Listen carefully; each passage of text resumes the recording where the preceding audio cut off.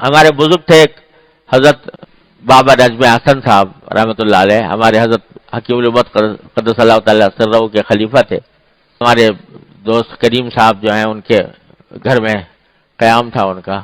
اللہ تعالیٰ نے بزرگوں کی صحبت سے کیا کیا مقامات ان کو عطا فرما دیے تھے اور کیا فکر عطا فرما دی تھی. ان کا مجسم وجود جو ہے وہ لوگوں کے لیے دعوت تھا اصلاح کی اور تربیت کی. تو وہ ایک مرتبہ ایک نوجوان آیا ان کے پاس، آیا تھا کسی اور مقصد سے، لیکن جب جانے لگا تو حضرت نے ایک جملہ فرما دیا اس سے، ارے بھائی ایک بات سنتے جاؤ. وہ یہ کہ لوگ سمجھتے ہیں دین پر عمل کرنا بڑا مشکل کام ہے. ارے کچھ بھی مشکل نہیں ہے، بس رات کو بیٹھ کے توبہ کر لیا کرو، رات کو بیٹھ کے استغفار توبہ کر لیا کرو.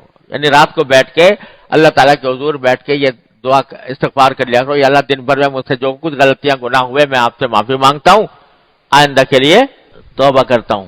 وہ صاحب نوجوان آدمی تھا بیچارہ، یعنی عام دنیا کے نوجوانوں کی طرح، لیکن پتہ نہیں کس دل سے حضرت والا نے یہ بات فرمائی تھی، وہ جملہ اس کے اوپر بیٹھ گیا. اور بعد میں اللہ تبارک و تعالیٰ نے اسی جملے کی بدولت اور اسی استغفار اور توبہ کی بدولت اللہ تبارک و تعالیٰ نے اس کی زندگی میں انقلاب برپا کر دیا. دین کی فکر طاری ہو گئی، اللہ تبارک و تعالیٰ نے اس کو دیندار بنا دیا، نماز روزے کا پابند بنا دیا، اللہ تعالیٰ نے کہاں سے کہاں پہنچا دیا. تو توبہ اور استغفار ایسی چیز ہے کہ اگر آدمی اس کو پلے باندھ لے اور اس کی عادت ڈال لے تو کچھ بعید نہیں ہے کہ اللہ تبارک و تعالیٰ بہت جلدی اس کو گناہوں سے نجات دے دے اور اپنے رضا کی زندگی عطا فرما دے. اس لیے نبی کریم سرور عالم صلی اللہ علیہ وسلم نے یہ سکھایا اور بتا دیا کہ میں خود استغفار کرتا ہوں 70 مرتبہ 100 مرتبہ.